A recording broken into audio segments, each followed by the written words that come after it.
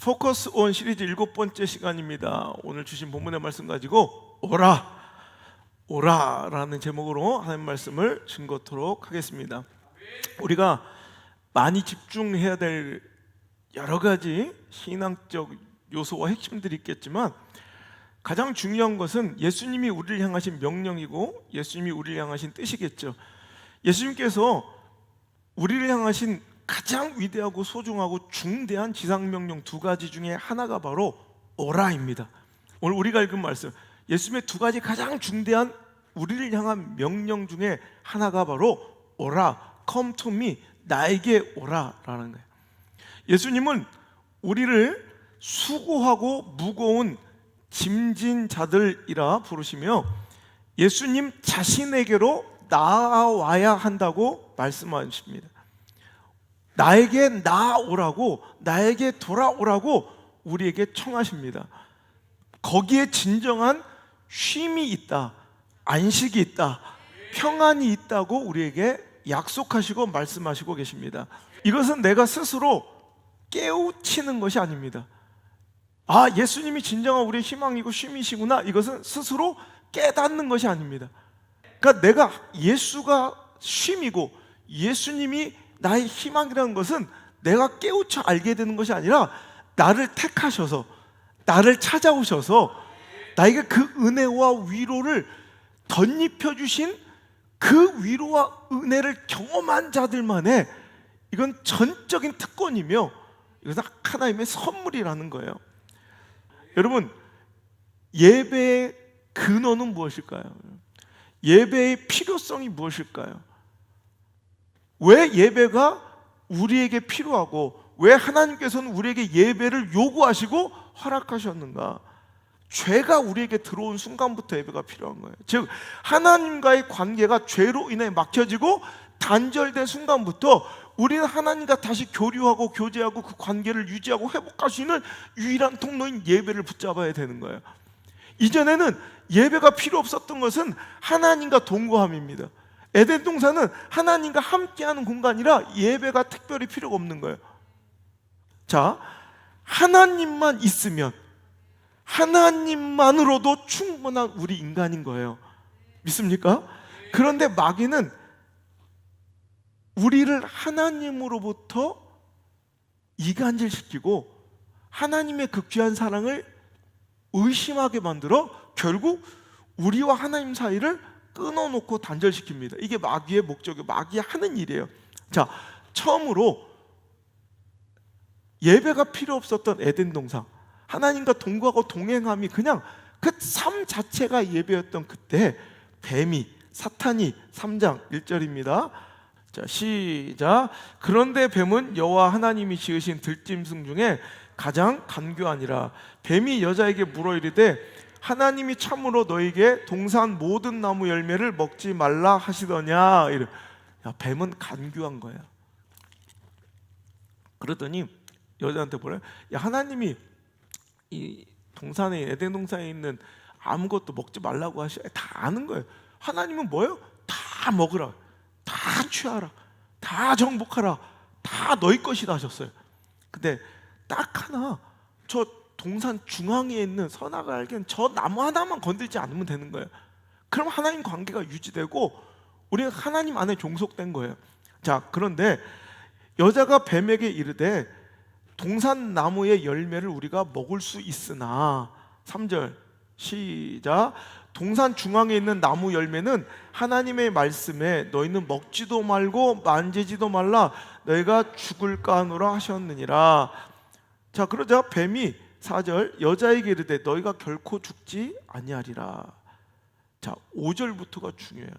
시작. 너희가 그것을 먹는 날에는 너희 눈이 밝아져 하나님과 같이 되어 선악을 알 줄 하나님이 아심이니라. 여자가 그 나무를 본즉 먹음직도 하고 보암직도 하고 또 뭐예요?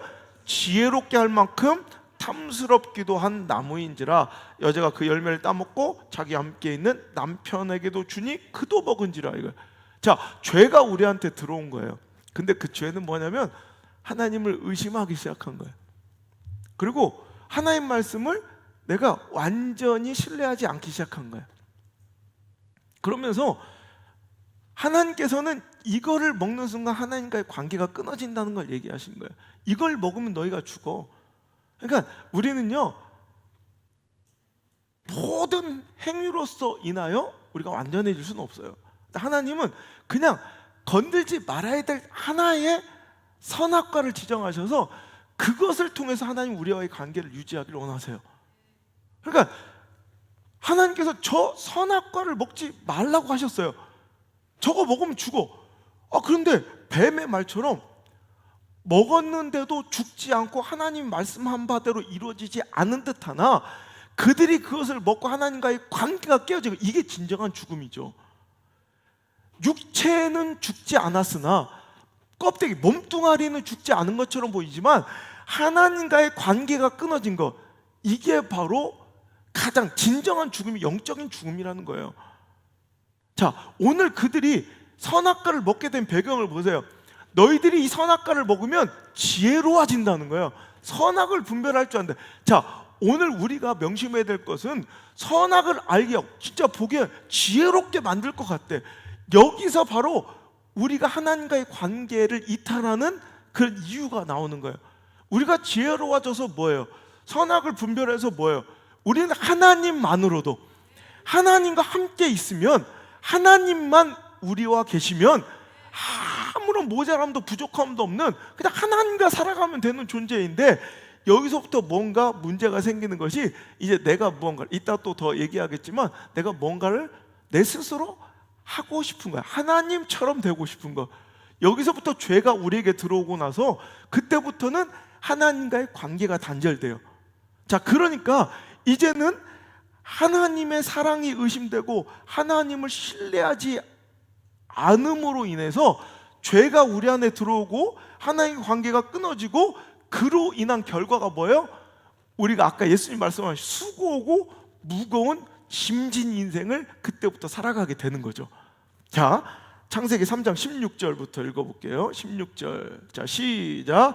또 여자에게 이르시되 내가 내게 임신하는 고통을 크게 더하리니 내가 수고하고 자식을 낳을 것이며 너는 남편을 원하고 남편은 너를 다스릴 것이니라 하시고, 아담에게 이르시되 내가 내 아내의 말을 듣고 내가 내게 먹지 말라 한 나무 열매를 먹었은즉 땅은 너로 말미암아 저주를 받고 너는 내 평생에 수고하여야 그 손을 먹으리라. 18절. 땅이 내게 가시덤불과 엉겅퀴를 낼 것이라. 내가 먹을 것을 밭의 채소인즉 내가 흙으로 돌아갈 때까지 얼굴에 땀을 흘리며 먹을 것을 먹으리라. 내가 그것에서 취함을 입었음이라. 너는 흙이니 흙으로 돌아갈 것이라 하시니라.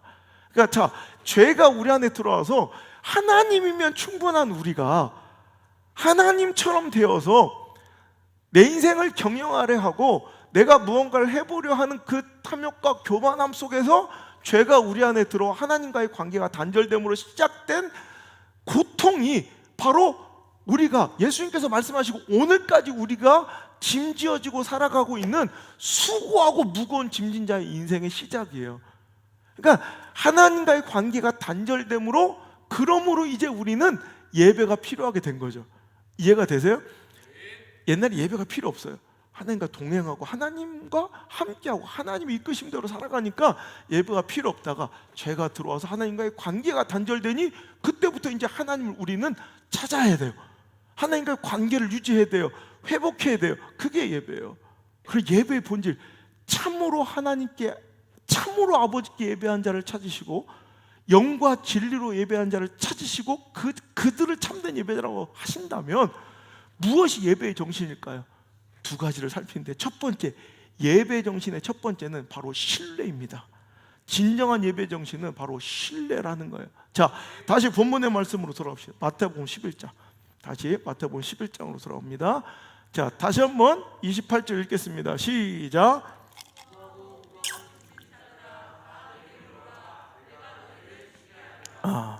여기서 수고하고. 그러니까 하나님께 부르시는 거야. 우리의 형편을 아시는 거야. 우리는 어떤 존재라고요? 수고하고 무거운 짐진 자들이야. 그런 자들을 불러 예배를 통해 하나님과 관계가 회복되고 참된 평안과 안식과 쉼을 주신다는 하나님의 약속이에요. 그런데 여기서 수고하고의 원어, 헬라 원어를 보니까 이건 능동태예요. 능동형. 그러니까 이 수고는 누가 억지로 시켜서 하는 게 아니에요. 자기가 스스로 선택한 수고라는 걸 우리가 깨달아야 돼요. 수고하다. 그러니까 말 수 없이 일을 하는 게 아니라 지가 하는 거예요. 지가. 자, 예배의 정신, 내가 무엇인가 해보려고 스스로 일을 자처하고 스스로 수고를 자행하는 거예요. 그러니까 오늘도 스스로 힘들게, 스스로 어렵게 살아가는 어리석음을 얘기하는 거예요. 자, 아까도 얘기했죠. 우리는 하나님이면 충분합니다. 하나님이면 완벽한 거예요. 근데 우리 안에 죄성이 들어왔어요. 그 죄성의 시작이 뭐예요? 시초가 내가 하나님처럼 되는 거예요. 우리는 내 모든 삶의 경영과 이끄심은 누구예요? 하나님이신 거예요. 근데 내가 내 삶을 경영하고 싶은 유혹이 생기는 거예요. 내가 지혜로워져서 내가 무엇인가 할 수 있겠다고 착각하는 거예요. 그러니까 내가 무엇인가 해보려고 내가 막 열심히 살아갈수록 이상하게 우리의 마음이 하나님께 더 멀어지고 우리는 불안과 염려, 미래에 대한 걱정과 근심으로 오히려 가득 찬 나를 만나게 돼요. 그러니 그 일을 놓을 수가 없고 그 반복되는 수고와 노력을 멈출 수 없고 쉴 수 없고 평안이 없고 매일매일 꾸역꾸역 그 일을 반복하며 수고하기를 멈추지 못하는 것. 누가 시켜서 아니라 자기가 자처한 어려움이고 고난일 수 있다는 거예요. 여러분, 예배는 안식입니다. 예배가 진정한 쉼인 이유가 바로 이것입니다.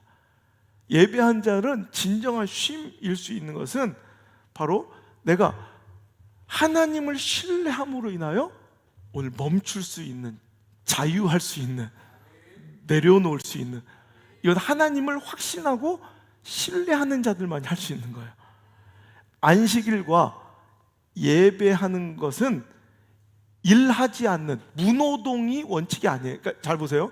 안식일 하면 바리새인들의 실수와 실패는 뭐냐면 일하지 않는 것에 포커스 온, 집중한 거예요. 누가 노동을 하느냐 안 하느냐. 그러니까 볼펜을 이렇게 쓰는 행위는 괜찮은데 이 볼펜을 이렇게 딱딱 누르는 행위는 노동으로 보고, 마이크를 쓰는 건 괜찮은데 마이크를 켜는 온 하는 거는 이건 노동이 아직도 율법으로, 불을 켜는 건 안 돼. 스위치를 켜. 이런 거. 그러니까 일하지, 어디까지 일로 노동으로 볼 것이야. 그러니까 안식일에 형식과 행위에 치우치지 잘못된 것에 집중한 바리새인들, 형식적 신앙인들의 집중 포커스는 뭐예요? 행위예요. 노동을 하느냐 안 하느냐, 무노동에 집중하지만 실은 진짜 예배, 주일, 성수, 안식의 진짜 목적은 뭐냐면 무노동이 진짜 목적이 아니라 하나님에 대한 진정한 신뢰, 하나님에 대한 믿음, 하나님에 대한 확신, 이것이 예배의 진정한 목적이고 안식의 진짜 목적이에요. 진짜로 믿고 확신하고 하나님 신뢰해서 오늘도 주일 성수를 할 수 있느냐, 예배 드릴 수 있느냐, 참평과 평안으로 상황 처지 형편에 휘둘리지 않고 주님께 감사하고 오늘 이 예배 가운데 기뻐할 수 있느냐. 그러니까 예배의 진짜 목적을 알아야 돼요. 예배의 진정한 목적은 노동하지 않는 거, 돈 내지 않고 밥 사 먹지 않는 것이 아니라 오히려 진짜 하나님 신뢰하고 확신하냐, 이것을 증거하고 증명하고 확인하는 작업이 바로 예배예요. 두 번째 진정한 예배 정신은 바로 사랑입니다. 하나님을 전적으로 신뢰하는 그 마음으로 아버지께 돌아오는 것이 예배라면, 두 번째는 바로 사랑이 바로 예배 정신입니다.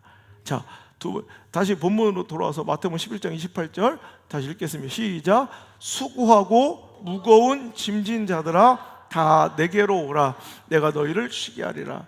자, 수고하다 이러면서 이거 누가 시킨 게 아니라 자기가 헛짓을 하는 거예요.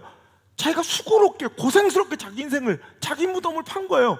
그런데 여기서 무거운 짐진 자들아 할 때 이 무거운 짐진, 이것은 현재 분사 수동형이에요. 그러니까 이것은 내가 짊어진 게 아니라 짐 지워진 거예요. 그러니까 타인에 의해서 무거운 짐을 지워진 채 계속해서 그 짐을 내려놓지 못하고 강요당하고 있는 자들을 의미하는 거예요. 이는 죄와 염려의 고통이나 육체의 의무 외에 특별히 전통적으로 부과되고 있는 유대인들에게 율법과 유전의 짐을 의미하기도 해요. 자, 구약시대 하나님의 백성들은 죄로 인해 깨어진 하나님과의 관계, 그 관계를 온전히 회복하기 위해서 뭘 그들은 받아서 율법을 받았어요. 이제 깨어진, 죄로 인해서 하나님과 깨어진 그 단절된 관계를 회복할 수 있는 유일한 길은 율법이에요. 율법. 그들은 그래서 하나님의 관계 회복을 위해 율법을 지키려고 몸부림쳤어요. 그리고 율법 신앙을 잘 준수하고 살기 위해 스스로 만든 수많은 유전들, 자기들이 만든 율법을 지키기 위한 여러 구체적인 전통들, 그 유전들로 그들은 거룩함을, 하나님과 관계 회복을 이룰 수 있다 노력하고 살았지만 그들은 결코 죄로부터 자유하지 못했다는 거예요. 오히려 죄의 무게를 더욱 크게 느끼게 되며 염려와 두려움, 절망만 가중시키게 되었어요. 예수님께서 말씀하실 때 수고하고 무거운 지금 그 율법과 형식과 행위의 유전적 짐을 그렇게 많이 지고 있는 자들아 다 내게 오라, 내가 너희를 쉬게 할게 하더니, 자 29절 자 읽어볼게요. 시작. 나는 마음이 온유하고 겸손하니 나의 멍에를 메고 내게 배우라. 그리고 또 30절에도 내 멍에는 쉽고 내 짐은 가벼움이라 하시니라. 자, 오늘 예수님께서는 그냥 그 율법과 유전적 형식의 짐을 다 벗어버리고 너희들 그냥 와서 이제 평강과 쉼만 얻어가 아니라, 자 그것을 내려놓은 그 어깨에 뭘 매라는 거야? 나와 함께 맬 멍에와 짐이 있다는 거야. 이거 예수님이 진 십자가의 이 멍에는 무엇입니까? 사랑입니다. 사랑. 그러니까 우리 인간은 무조건적으로 선택해야 되는 거예요. 율법적, 행위적 이런 세상의 짐을 지든지 아니면 예수님과 더불어 함께 이제 사랑과 희생의 짐을 지든지. 예수님께서 말씀하시기를 나는 마음이 온유하고 겸손하여. 우리는 예수님처럼 온유하고 겸손함으로 죄인을 버리지 아니하시고 책망하지 않고 구원하려 이 땅에 하늘 보좌 버리고 내려오신 예수님의 그 사랑의 십자가, 사랑의 그 짐을 함께 그 멍에를 매야 합니다. 자, 여기서 멍에를 매다라는 이 표현은 관용적인 표현이었대요. 그래서 그 당시에는 어떤 스승과 제자과의 관계 있죠. 그거를 함께 멍에를 맨 자, 이거는 뭐냐면 이게 당시에 멍에 아시죠? 그 짐승들을 부리고 수레를 끌거나 쟁기를 갈게 할 때 이를 부리고 그들을 시키기 위해서 매게 짊어지게 한 이 멍에는 우리나라와 다르게 거긴 무조건 전통적으로 문화적으로 두 마리 패요. 두 마리 한 쌍이, 두 마리가 한 쌍이에요. 무슨 얘기인지 아시죠? 그래서 한 결이 쏘 그러죠. 항상 한 결이는 두 마리가 한 세트예요. 그리고 어떤 일이나 종무자들 노예를 부릴 때도 꼭 멍에를 짐지어질 때도 사람들도 꼭 두 명이 짝이 되어 멍에를 맸다는 거예요. 그러니까 오늘도 예수님께서 자 이제는 와서 내 멍에를 메어라 하는 것은 너희들 이제 와가지고 교회 헌신을 다하고 열심히 다하고 충성봉사하고 열심히 생활해야 구원받을 수 있다 협박하는 게 아닙니다. 자, 내가 짊어진 이 사랑의 멍에, 너희들 위해 헌신한 이 온유한 희생과 너희들 향한 긍휼의 이 멍에를 너도 와서 이 한쪽 비어진 이 멍에를 네가 매라는 거야. 이것은 협박이 아니라 위협이 아니라 강요가 아니라 나를 향한 너무너무 아름다운 행복한 영광의 프로포즈이며 권유인 줄 믿으시길 바랍니다. 이제 내가 맨 이 사랑의 멍에 너도 같이 매자. 나와 함께 가자라는 가장 영광된 하나님의 애원이고 프로포즈가 바로 이 예배인 것이에요. 그러니까 우리가 세상 짐을 수고하고 무거운 짐진 그 형식적, 의무적 이 모든 것들을 벗어놓고 진정한 참 자유를 누리는 예배를 드리려면 예수님과 무슨 짐을 함께 메어야 된다? 사랑의 짐을 메어야 된다는 거예요. 여러분, 모든 신앙의 행위, 예배의 정신이 갈등되고 선택의 기로에 있다면 우리 이 말씀만 생각하면 될 것 같아요. 제가 실은 엄청나게 두려운 고민과 갈등 중에서 이 시대에 어떤 것이 옳은가? 혹시 내가 비겁하여 세상과 타협하는 게 아닐까라는 두려움, 혹은 내가 뭔가 형식적 자기 의에 빠져 오늘도 살아가는 이런 잘못된 우를 범하지 않을까의 갈등, 도대체 어떤 것이 옳은가? 오늘 이 말씀이 탄생한 배경입니다. 몇 주 동안을 왜 나 하나 결정하면 되는 게 아니라 나 하나 때문에 우리 성도들의 선택과 결정에 영향을 미칠 것이고, 또 수만 명의 이렇게 미디어 성전 가족들과 영상 예배자들에게 영향을 미칠 것이기 때문에 너무 두려워서 어떻게 옳을까를 맨날 보면, 그때 가장 핵심이 무엇이냐? 포커스 온 핵심에 집중하자.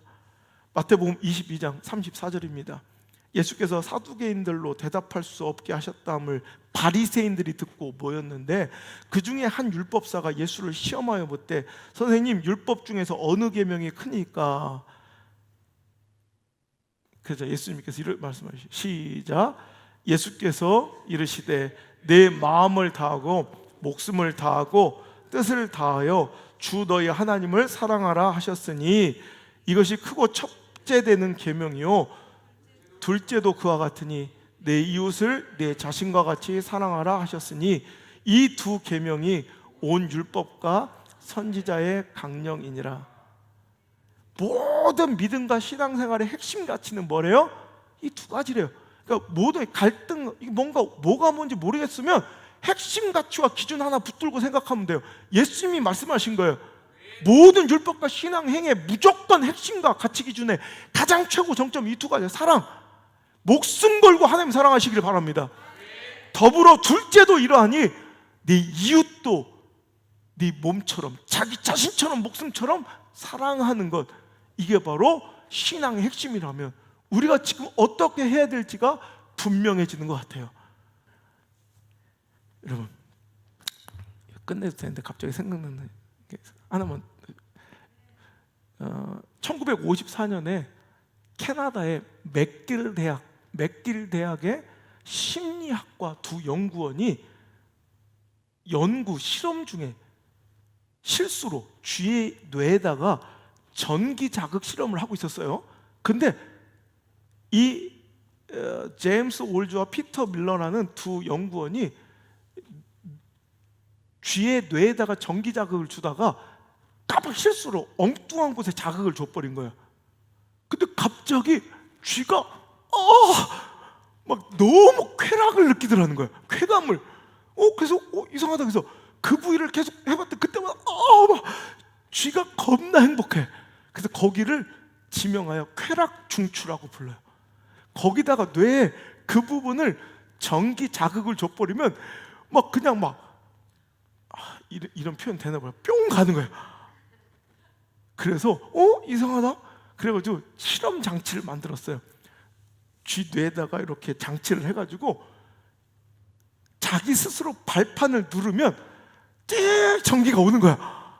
그래서 쥐가 가서 이 발판을 딱 밟으면 그 뇌에 쾌락 중추에 전기 자극이 오도록 장치를 해줬더니 쥐가 가가지고 물도 안 마시고 밥도 안 먹은 채 하루에 무려 하루에 2,000번 이상을. 그래서 나중에는 쥐가 굶어 죽어가는. 그래서 할 수 없이 이 연구원들이 장치를 떼어서 다른 데로 옮겨서 겨우 살렸대. 한동안 쥐는 손을 발발 떨며 그 쾌락을 여러분, 그거예요. 이게 중독의 연구의 유명한 실험인데, 저는 우리 예배자들은 예배 중독자라고 생각해요. 영적인 쾌락 중추에 찌릿한 성령의 감전을 느낀 사람들이에요. 우리는 그 사랑, 그 예배의 감격을 멈출 수 없습니다. 끊을 수도 없습니다. 우리 이 찬양으로 주님께 나아갑시다. 나에게 오라 하시는 예수님의 그 명령.